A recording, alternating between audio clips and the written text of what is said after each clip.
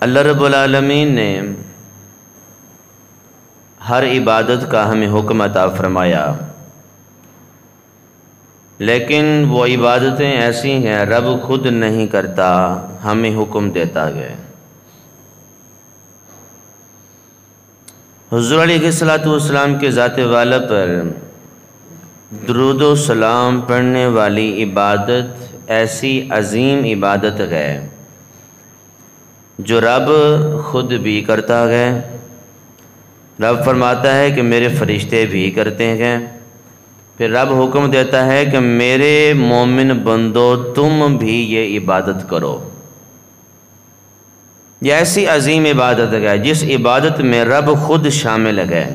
ان اللہ و ملائکتہ یصلون علی النبی، بے شک اللہ اور اس کے فرشتے حضور نبی کریم صلی اللہ تعالی علیہ وسلم پر درود پاک پڑھتے ہیں۔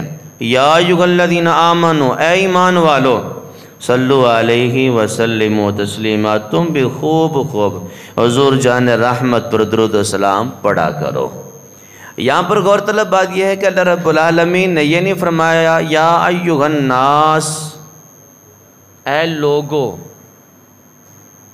لوگوں کو مخاطب نہیں کیا، ایک مخصوص طبقے کو مخاطب کیا۔ یا ایھا الذین آمنوا، اے ایمان والو، اے ایمان والو۔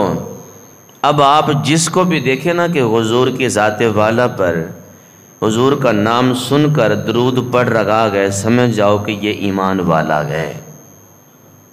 حضور کی ذات پر ایمان والا ہی درود پڑھ سکتا ہے، بے ایمان درود نہیں پڑھ سکتا، کیونکہ قرآن میں مخاطب اللہ نے ایمان والے کو کیا گیا۔ بے ایمان کیسے پڑھ سکتا ہے حضور کی ذات پر درود و سلام؟ اللہ رب العالمین نے ایمان والوں سے خطاب فرمایا، اے ایمان والو، نبی بھی تمہارے ہیں، درود بھی تم نے پڑھنا ہے۔ نبی بھی تمہارے ہیں اور درود بھی تم نے پڑھنا ہے۔ تو جو ایمان والا ہے حضور جان رحمت صلی اللہ تعالی علیہ وسلم کا جب نامی اسم گرامی زبانوں پر تشریف لاتا گیا تو بلا ساختہ اس کی زبان سے حضور کی ذات پر درود و سلام جو ہے وہ جاری ہو جاتا گیا۔ یہ ایسا وظیفہ ہے، اس کو کرنے کے لیے سوچنا نہیں پڑتا، سوچے گا وہی جو بے ایمان ہے، جو ایمان والا ہے وہ سوچے گا نہیں۔ ایمان والے کو پتہ ہے رب نے حکم عطا فرمایا کہ میرے محبوب کی ذات پر درود و سلام پڑھو۔